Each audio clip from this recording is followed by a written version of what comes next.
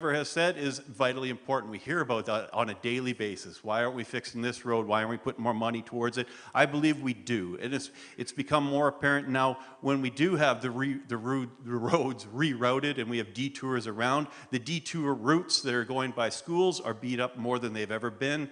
We need to put a little bit more money into oversurfacing those roads. And finally, as Sarah has mentioned, the multiplex. And I refer to it as a multiplex because I think a pool is only one aspect of what we should be looking at. If we're only looking at replacing the pool we have, we are living in the past. The pool was built in 1995 or 96, and it was built too small for our region then. We need another soccer pitch, we need climbing walls, we need places for families year-round, especially in the wintertime. And we should be talking about a multiplex, and if the regional district and our partners there cannot get on board with what we need as a community, we need to do it ourselves and figure out how we will pay for it. Thank you, Byron. Thank you. And Tony. Thank you.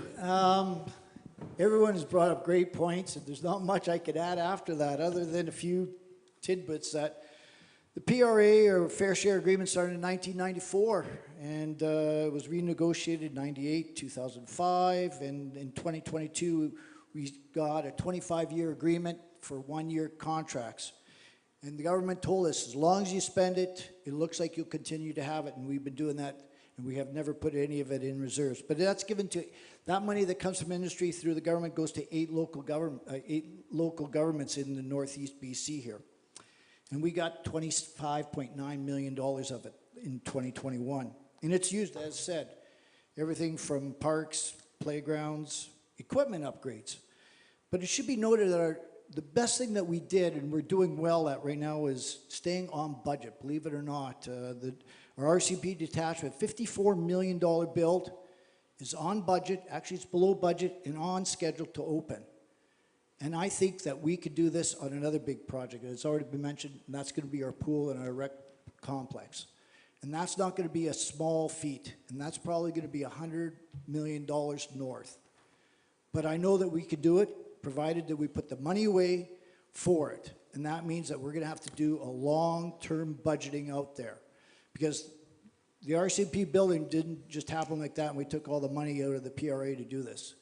It took a long, sustainable look from councils before me when I got elected, 2018, for that vision to happen. And this has to happen too. And the pool commission that's working on this right now is looking at that and looking out and making sure what the community wants for that.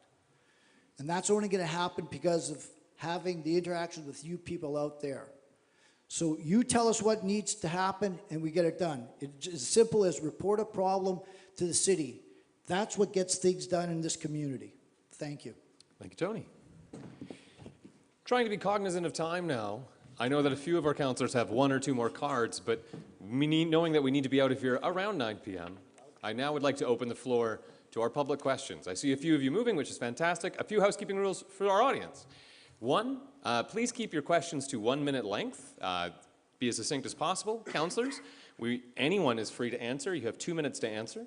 We will make our way a few times down this way, as Tony has been last numerous times. So we will go from here to here. So if you would like to answer a question, I encourage you to come straight to the microphones. I can see we have a few people who would like to. Like I said, we will try and get as many questions in. I may not be able to get everybody. But hello. You can introduce yourself if you so choose, or you can just simply ask your question. Bring this down. There we go. A little shorter than most people asking questions, probably. Thank you for taking the time to be here tonight. I know what it's like up there, and appreciate all of you spending the time doing that. My question is regarding urban versus rural taxation.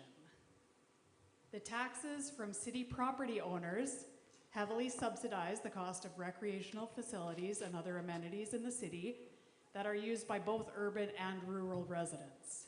Now we are voting on whether to subsidize internet connectivity to rural residents as well. What are your thoughts on how to strike a balance of fair taxation on amenities between rural and urban residents? I'll repeat that last part again. What are your thoughts on how to strike a balance of fair taxation on amenities between rural and urban residents? Well, you can hold up your card so I can see if you'd like to answer. I see that Tony would like to answer, and also Trevor. Tony, if you'd like to start. Thank you, Becky, for your question. Being that I sit on the PR Peace River Regional District Board, that is a contentious issue because they always want everything rurally but what we have in the city.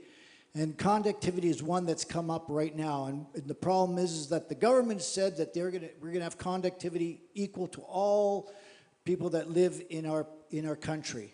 That's great. But who's going to pay for it? And unfortunately, the government is not supplying the funding to have that done. And it's on the ballot whether we want it or not. And that being said, we have it in our communities. Dawson Creek has it, we have it, Hudson Hopes has it, Chetwynd has it. But the problem is those lines that come all the way up here, they're not bringing it out to the communities. So how does that happen? We're going to have to work with maybe industry to help us out to bring that out to the, no different than propane or natural gas. Going out to those, it runs right along those communities, farmer communities, and they don't have natural gas. They have to use propane for it. Why is that? We have to reach out to industry to help us out in regards to that, see what they'll do. As for taxation-wise, there is a disparity on what we're doing for taxation-wise. And you know what? If they're using our facility, as brought up by Councillor Stewart here, we might have to go to a two-tier model where they will, if we're going to build it, and pay for it. And if you come out of town to use it, you might have to pay for it. It is being used right now in the city of Vernon, and because they're right now going through on their vote right now to see if they are going to pay for a $120 million complex because the regional district in their region backed out of it. So it could be a two-tier system, unfortunately, as we move forward. Thank you. Thank you. Trevor. Thanks, Bex. In 2009 or 10, we put the motion towards staff to actually look at a two-tier system. And the issue at that point in time was a dissolving relationship between the regional district and the city of Fort St. John as far as the shared recreational facilities. Here we are, fast forward 2022, and I am the chair of the advisory committee for a new leisure pool. The city of Fort St. John has been steadfast and said that we need a new facility and that we would be going ahead with a new facility. The regional district at this point in time is on board with that new facility in concept and in its idea, as I'm sure everyone is. As we look towards a $90 to $100 million facility, we could see that change. And at that point in time, we would look back into the research that we did back in 2010, I believe, as to what that would look like if all of our recreation went to a two-tier system. We can't do it with one facility, it would have to be with all facilities. So if you live in the city of Fort St. John, you would show your ID. It is $3.50 to go skating or go swimming or do these different events. If you lived outside of the city of Fort St. John, it would be $5 in order to do that. So, you know, there's a lot of different aspects to that, and I think that's going to be looked at in the coming 4 years as we move towards a new facility. But this pool, I think, and looking at if we can still do a shared structure system, as we've operated or been in partnership with the existing North Peace Leisure Pool, will surely tell us if this is going to work or not. I'm hoping it can work for the betterment of everybody, because certainly when we all come together, everybody wins. But if we aren't, that's why we're elected for the city of Fort St. John, is to ensure that our taxpayers are cared for and that their needs are met. And that is first and foremost, I think, for any of us and all of us. Thank you. Okay. Would anyone else like to add? At this point, there's no card system. Okay, great. Thank you. Thank you very much. Our next question, please.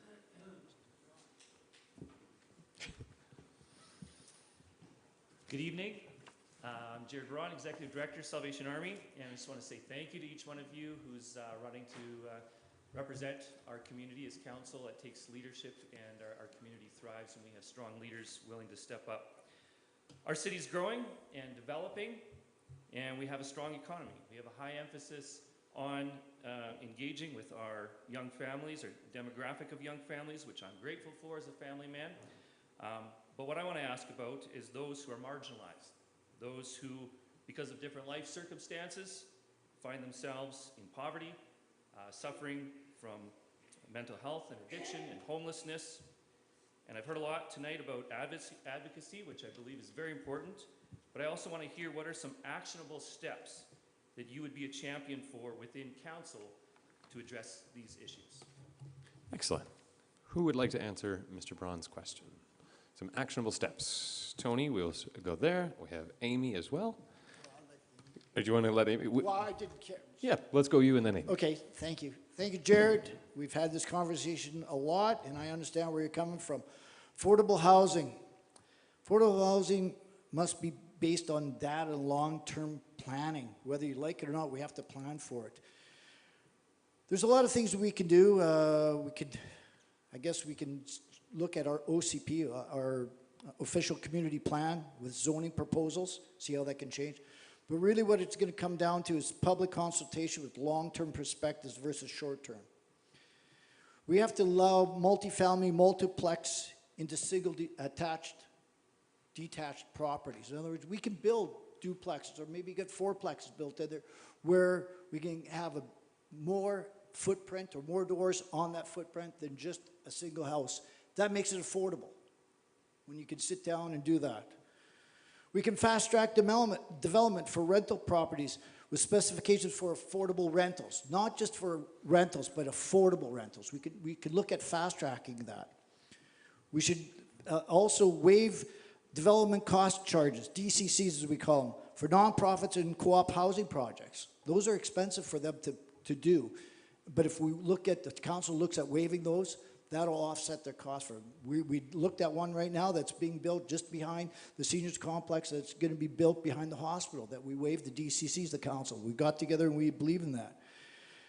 And the biggest thing that we have to do is we have to have, as I mentioned before, public consultation to see what they want.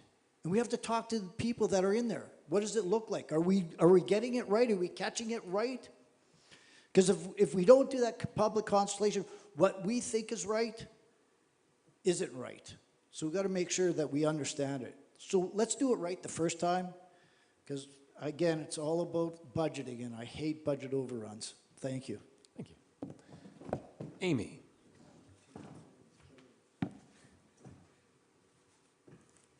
Nice to see you again. I used to work with him, actually. Above everything, I greatly value communication, and you've personally helped with Salvation Army. You've personally helped my family members and everything, and you've seen what a lot of people go through, and you being kind of a first responder for everyone who is in aid of your services and other people, other societies, everything like that. I would want communication. I would personally make myself available for communication, because you and everyone on your team and all the other societies are the ones who really get to know how everything functions at base level, and that I feel is some of the most important information that as a city we can utilize going forward. And I would like to open the communication personally and then help get the rest of the community knowing what is necessary so we can build up as a community. Anything to help. Trevor? Yeah, you can jump on that, Trevor. Everybody else is using their cards. I might as well too. Just to follow up real quick. So, you know, Jared, honestly, I think that, and you know, I probably have an advantage here because I've been here longer than anybody else, but I think when we look back to your guys' first project for the Salvation Army, which was turning that existing old motor inn into the center you've got now, or whether we fast forward now to council endorsing and allowing the building that you've just built, you know, alongside with that. I think back to those two intentionally. I look back to the one Tony mentioned for the seniors facility where council waived $750,000 worth of costs in order for that project to go forward to benefit all seniors in the community, even in the outside areas. Council needs to be open to development. They need to be open to tweaking development in order to meet the suit the needs of people that can't afford it. You know what? A lot of us grew up in different situations, and you know, you mentioned about, you know, people that are living in poverty, under the poverty line. I grew up I was raised by a single mom. We didn't have money, so I understand what that's like. And at the end of the day, I think what makes Fort St. John so fantastic is that we each understand it takes a community in order to be a community. And you know, when I see people that are willing to give and get involved and spearhead different events, whether it's for homelessness or seniors or mental illness or drugs and addiction or people that are ill, you know, every day I can think of examples where people have stepped up and stepped forward to ensure that their neighbors were met and their communities were cared for. And you know what, I think that's where it's going to continue going to. And I think that, you know, it's not just on council, it's on all of us as a community to ensure that we work together to take care of those in our community. Thank you. Sarah, I see your hand go up as well. Perfect. So I just wanted to kind of respond to or build upon what everyone else has said, because it's great to build some affordable housing and work with developers, provide incentives, you know, make a requirement of 10% affordable housing, things like that.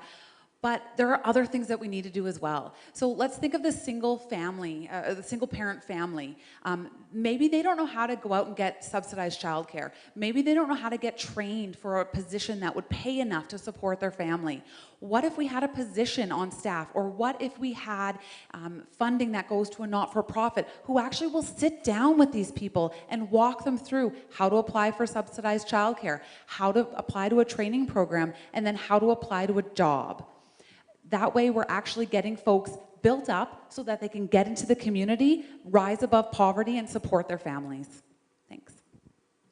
Yes, I see you as well. Gord Klassen.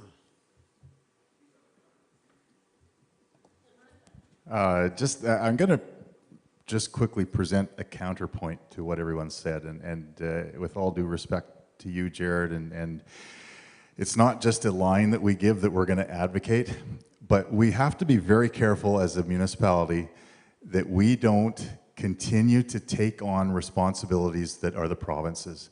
And they continue to download to us as local governments, and they say, you know, we're going to give you this opportunity to do something for your community, whether it's housings, whether it's addictions, you know, homeless issues, whatever it is, we're going to allow you to do this. And oh, by the way, you're going to pay for it. You know, it was mentioned maybe we could have a city staff person help people. Well, these are all great ideas, but these are responsibilities that the province needs to, at the very least, provide funding for. And so I think we have to be careful when we make all these noble gestures.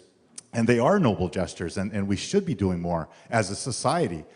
But we can't take on, we just fiscally cannot take, you'll appreciate this, Tony, we cannot afford to just increase taxes so that we can do all the things that the province should be, at the very least, funding. So we just have to be careful that we don't jump in and just say, yeah, we'll just do all your work for you. So that's just my counterpoint. We are running short of time, so Tony, would you? I will offer it to you because you're jumping up. All right. Thank you very much. Thank you, Jared. Gord covered it for me. So we are coming to the end of the night. I see that you're heading up there. I'm going to check in with my timekeeper. Timekeeper, do we have one time for one more? Well, yes. So let's have an excellent.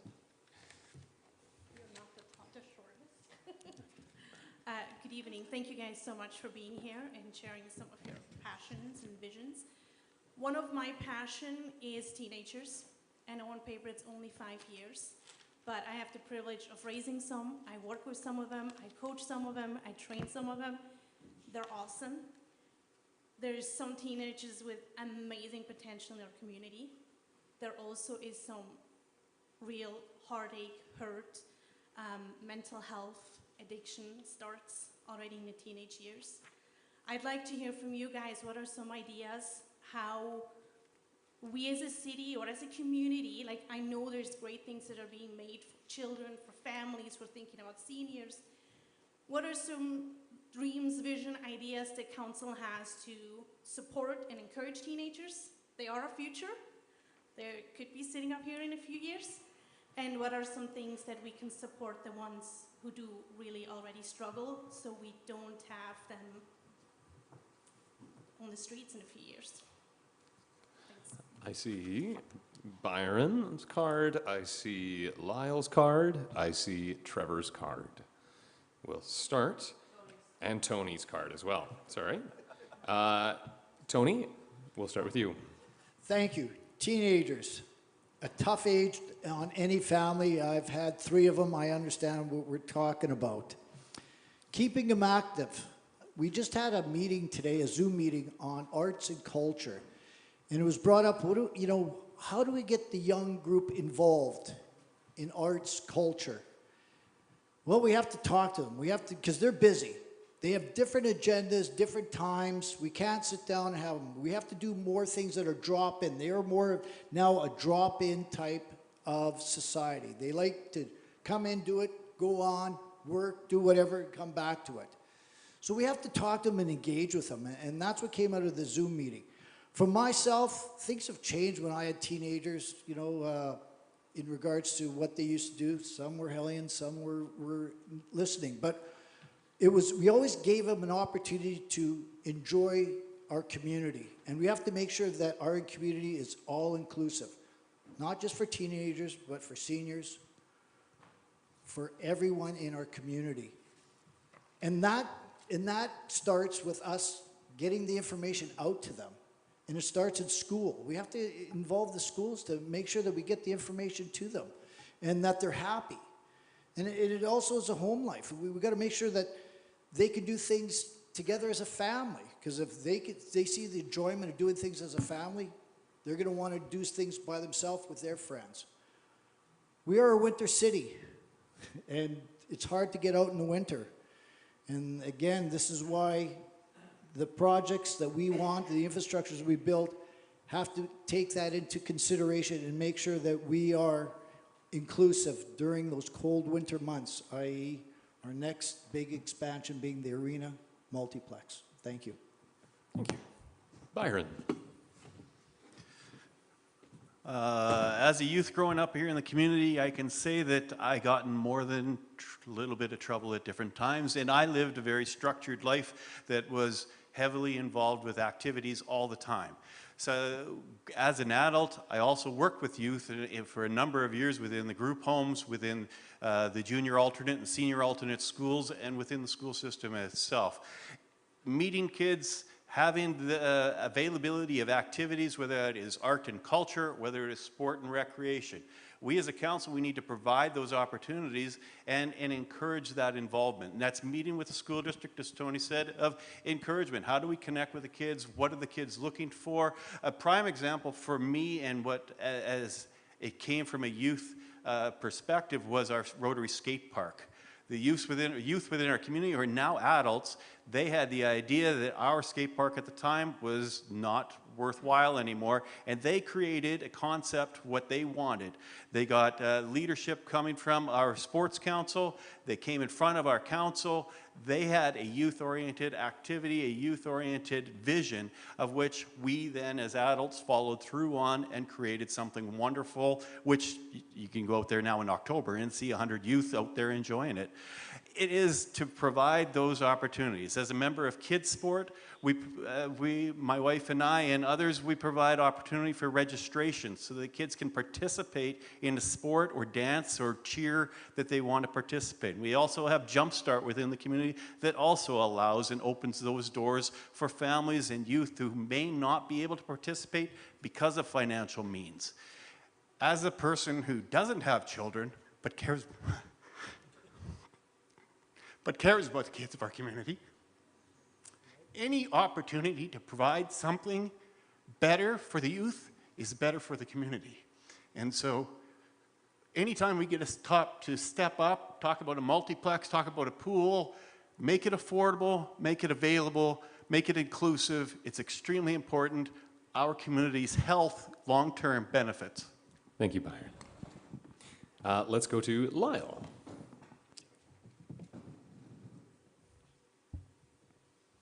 Working with teens and youth is very important to me. And I guess if I could summarize for the city to do, it would be creating space. For me, working with teens, I'll tell you a little story. I'll try to keep it short. But when I first was working with Pride, I was going through pictures and putting them on our Facebook of our first Pride together. And there was a photo, 2 teens, their arms around each other, looking straight at the camera. And that photo struck me hard. And it's for them that I work so hard to create acceptance in Fort St. John. They became my why. They became the reason why I do this. Because it is for them as creating spaces, creating acceptance. If your community is accepting, then maybe your family is a bit more accepting, and then you're a bit more accepting. I've seen it time and time again.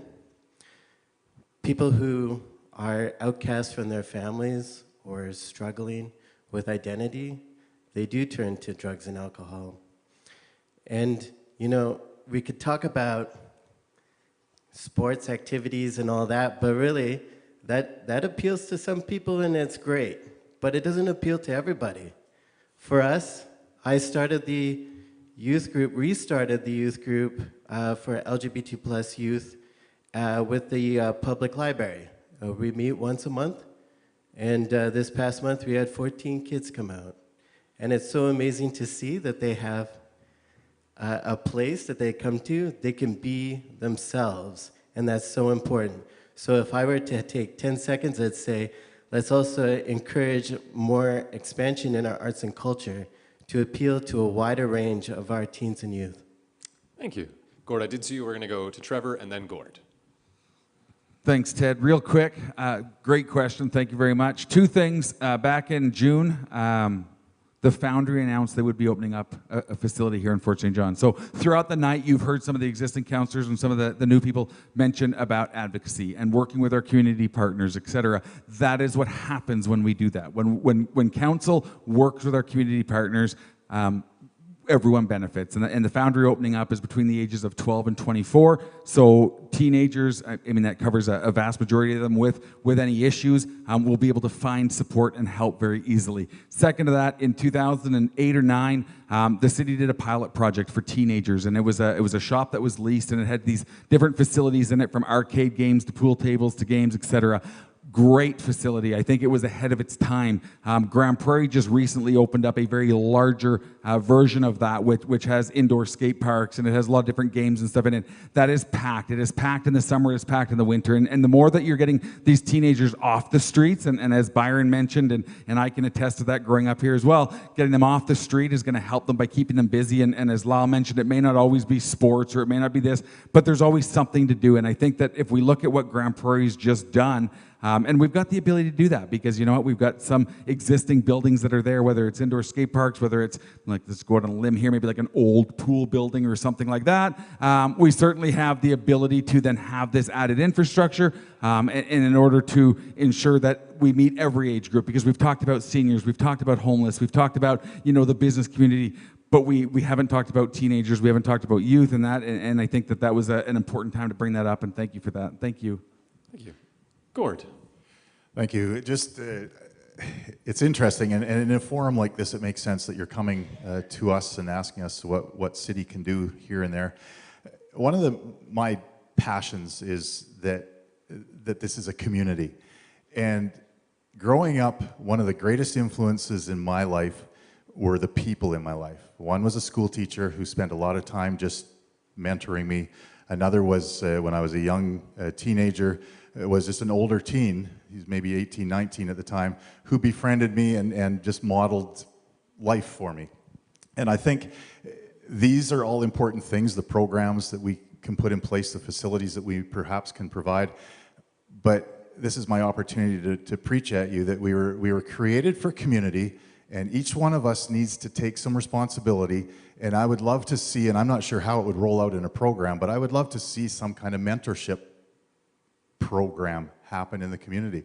I think all of these things that we've heard about, the facilities and the programs that run, I think the teens that come to those are coming because of the community that is there, not because, you know, the library program is, and it is good, but it's not about the program, it's not about the facility, it's not about the games that we can play, it's about getting together with others. And I think that's a key part of what we need to work together as a community, and I hope that we can continue to do that better. Thank you. Thank you. I think this is going to conclude our question period at this point. So, does anyone else have anything to add before we move to the next section? Fantastic. Looking at our clock, we are now sitting at 8:50, and that means we are moving into our closing, I would say closing arguments, but our closing statements. Basically, what's going to happen is we're going to ask each candidate to speak for another 2.5 minutes to tell us why we should vote for them. We started this way, so this time we are going to end this way. Again, candidates, you have 2.5 minutes. Thank you to our wonderful timekeeper who's doing a great job keeping us on track. We will start with you, Tony. Thank you. First of all, I'd wish to thank Cheryl Montgomery with the Fort St. John Chamber of Commerce for putting this together.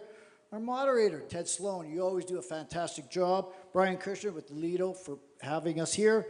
Energetic City for streaming, thank you very much. And you for coming, appreciate it. And of course the panel, appreciate being up here with you guys and the expertise and the answers that we brought. I just want to remind you that the good city governance is about balancing the social and economic concerns of our community. And the budgets do matter. And it has to be economical and done right the first time. I have the common sense and the experience where it counts. I'm noted for my honesty, integrity, and financial responsibility. And I'm committed to having this on council for you. This is my background, and this is my strength. I say it loud, and I say it proud, and I represent council to this day because of that. I humbly ask that you vote for me on this upcoming election, whether it's on the 5th, the 12th, or the 15th. And remember, your vote is your voice. It has to be heard, because we cannot proceed without the direction from you guys. Thank you, enjoy your night, and thanks again for coming.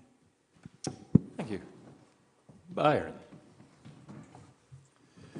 Well, first off, it would be the thank yous. Thank you, Ted, for emceeing and moderating and keeping everything under control, as you do.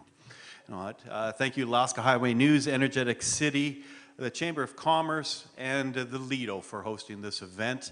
Thank you to all 9 of us. Unfortunately, 2 were not able to attend tonight, but I am humbled to share the stage with all of you. I think putting your name forward is an honor, and it is something that exhibits how much we all care about our community. And for all of you that are here in attendance, and for those of you that are watching online, I thank you. I thank you for your involvement. I thank you for your care about the community and care about who will be your representatives going forward. Over the next couple weeks, and we're down to 2 weeks until the 15th of October, find us, look us up, ask us questions. We've had a few great questions here tonight, but there is so much more about our community. We're growing, we're dynamic, we're fun, we're challenging. All of those things are a part of the wonderful community that Fort St. John is. I am asking for your vote.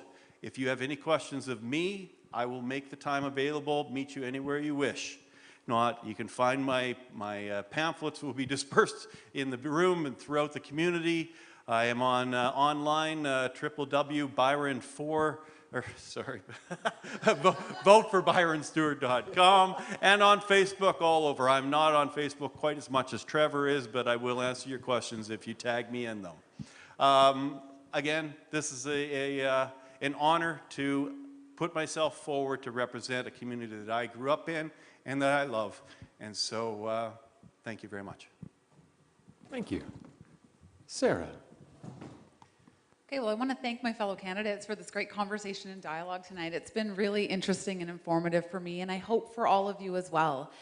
Thank you, everyone, for coming out and getting engaged. This really is something that affects us all, the municipal elections, and I love to see everyone out and making informed decisions when you go to that ballot box next week.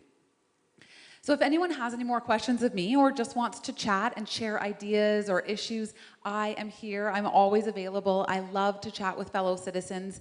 And if elected, I would also love to commit to keeping that conversation going. I don't want to just be here at election time. I want to keep that conversation going throughout the 4 years, because council really is just an extension of residents and their wishes. And so we need to ensure that we're engaging in ongoing discussions with our residents. So we all have our priorities, but like I said, it's the priorities of the citizens. So we always want to hear from you, and I hope you will continue to engage over the next 4 years. I'm committed to bettering our community. I love Fort St. John, and I want to make it a great place for my kids as they grow up and all of us that are here. I'm also reliable and I do what I say. If I commit to something, I'm going to get it done. And I'm also very hardworking. I do my homework, I make sure that I'm informed and I know what's going on, and I ask when I don't know.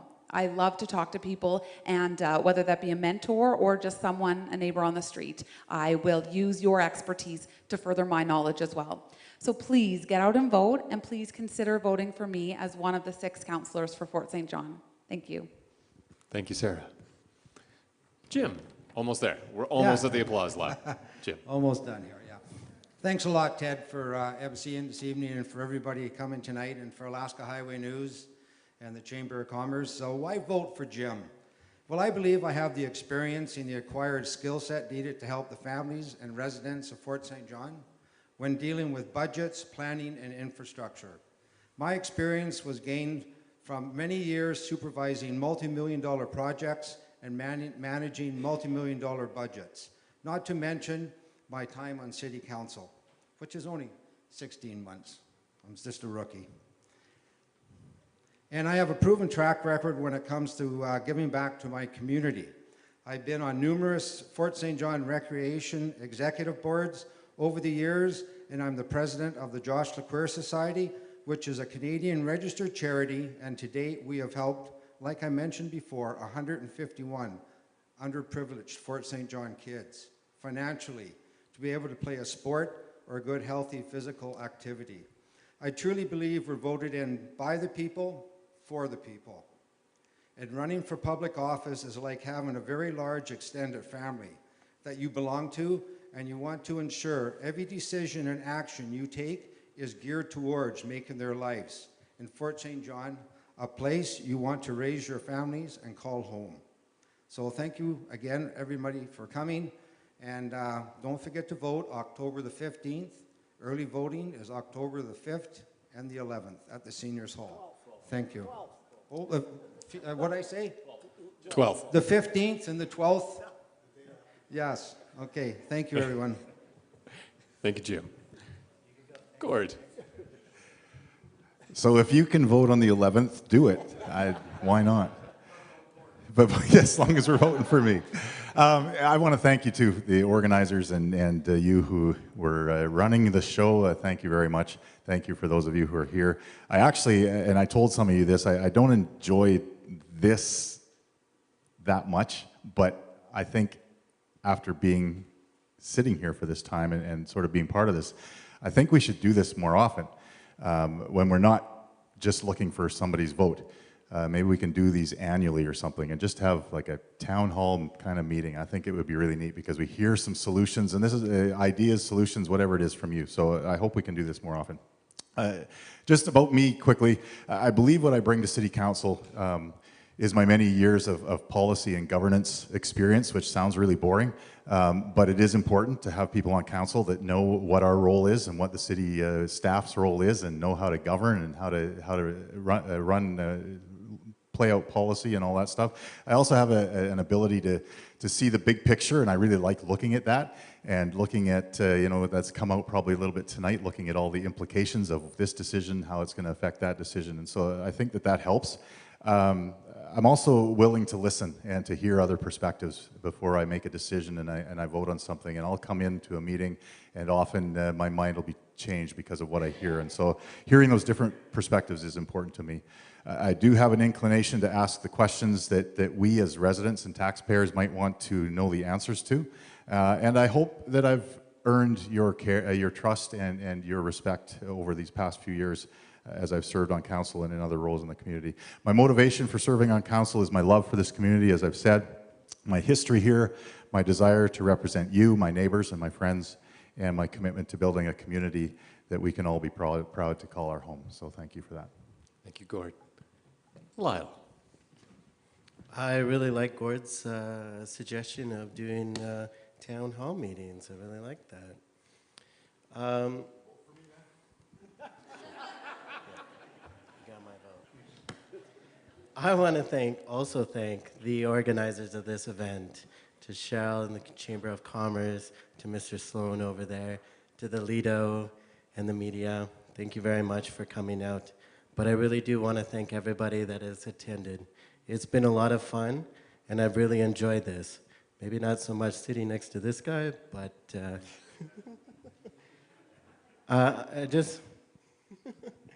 I approach this election with an open heart and an open mind, to be a team player, to think critically, and to ensure that our decisions make positive effect for our children and our children's children. And I will leave you with one simple message. I'm not going anywhere. I want you to know that regardless of the cards dealt or when the dust settles, I will still be working hard with our nonprofit organizations to create events that celebrate our diversity and provide important services to the community. I will continue to build bridges within our community, and I will listen. I believe that my skills and experience will be an asset to City Council, and I hope I can count on your vote on October 15th, 5th, and the 12th if you want to go for the early polls. And I appreciate your time tonight. And since I have a little bit of time extra, everybody check under your seats. There's a special prize. No, just kidding. Just kidding. Just kidding. It's a Vote for Lyle sticker. You get it. Sorry. Thank you, Lyle. That's the goal. That's the goal. Thank you. I appreciate your time. Thank you, Lyle. Amy.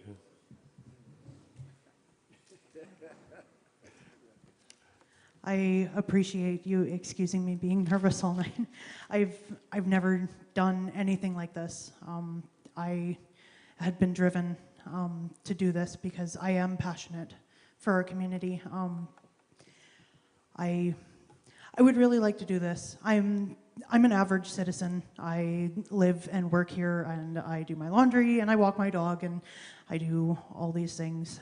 That's what my platform is run off of. I am an average citizen, but I am one that it holds communication above everything. And I feel that it is very, very important and crucial for the future development of our community, and I really want to play a part in that. I think it's very positive, and I love it. Shoot, I don't know what else to say, really. I would really appreciate the chance, and I promise you right here and now that I will make myself available for everyone. Please grab my number, ask me. I would love to have coffee with you, talk to you. That is communication. We're all citizens of this community, and I used to think my voice didn't matter. It took 34 years for me to discover that my voice mattered within this community, and I hope that you all feel that same spark and grab as I've recently felt. It's very, very important, and I've just discovered that. So I promise I will make myself available to everybody to just chat. I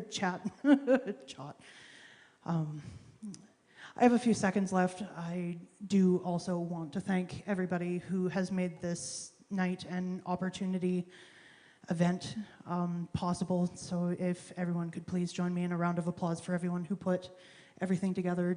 Cheryl, Ted Sloan, everyone on council, everyone at the Lido. I would appreciate it if you join me in that.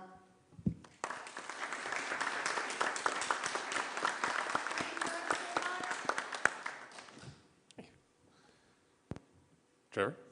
I guess, eh? Can't wait. Thanks to the organizers. Thanks to all of you. I mean, we've said it. We've all said it. Thanks to these guys. I don't know. I was trying to remember how many of these I've done, and in different municipalities, and these are always my favorite right here at home. Every election, I try to think back. What have I done? What have we accomplished together? And I mean, I've been on council so long. I think Tony had hair when I first got elected. And you know what? It's not one thing. And you know, I sit back to the very first time I was here. We were in a different venue, and we were standing up in front of everybody. And you know, my oldest son was just born, and he now drives. And you know, and my second son was born on the next following election. And you know what? Whether it's the fact that our residential tax rates are half of what they were before I got elected. If it's the fact that we spend 22% more money on capital funding with those same tax reductions and rates that are less than what they were. If it's not for the fact that we have a 60-year planned RCMP building coming out of an RCMP building that we outgrew 11 years ago because the planning wasn't done back then. We're looking at new pools. We're looking at new facilities. We have a new, well, it's only about 7 years now as far as our fire department goes, that ensures residents and businesses in the city of Fort St. John have cheaper house insurance and cheaper business insurance than anywhere else in Northeast British Columbia. Fact. So you know what, when I start to sit back and I start to think of these things, and it ties into my family, and it ties into friends, and it ties into neighbors, and it really ties into everything that makes us Fort St. John. And I think that at the end of the day, nothing matters more than that. So all I ask is that you go out and you vote, and whether it's for this guy or one of these new guys or one of these existing guys or gals, you know what, it doesn't even matter. The fact that you're getting out, you're getting involved, you're having your say, and you're having your ability to say, I want to see Fort St. John grow. I want to see Fort St. John better. I want to see Fort St. John be the best that it can be. That's what matters, and that's why you guys are here. Those that are listening or watching online, at the end of the day, be involved, be about Fort St. John, and have a great night. Thanks for coming. Thank you, Trevor. And yes, let's give our candidates, a big round of applause. That is going to draw the end of the night. Cheryl's going to do some closing statements, but first and foremost, candidates, I wanted to say thank you, not only to you, but to your support networks, because you have answered the call. And it takes a lot of time, it takes a lot of dedication, and it takes a lot of sacrifice for you and your families. So thank you very much. Also, to those watching at home and to you here, thank you for being here. I will never take again for granted the fact that we couldn't do this a number of years ago. It is so nice to see my community and to rub shoulders with you and to hear them speak. So please turn to the person next to you and say, thanks for being here and doing your duty. And at home, we thank you for watching as well. So thank you. You still have cards. Yeah, I know, Tony. Come on tomorrow. Come on tomorrow. I'm going to throw it over to Cheryl. Cheryl, you get the last words. I do get the... Am I on? Am I on? Hello? Oh, there we are. Sorry about that. Yeah, I do get the last word. Yes, thank you to everybody for coming, and I'll say it all again. And our amazing sponsors, the Lido, BC Housing, Moose FM, Alaska Highway, and, oh, I said that one, and the Fort St. John Chamber. I'm glad you guys are all excited about a roundtable, because I wasn't going to mention this, but I'm going to throw it in because you kept bringing it up. A town hall. The Chamber is having a business and organization roundtable as part of Small Business Week on Tuesday morning, October, I have to do the math, 18, in the morning. And it's exactly for what you're talking about, to create a group of people who are going to talk about community issues, what needs to happen, and it's going to happen Tuesday morning for a couple of hours. So definitely, if you're in the business community, please join us for that.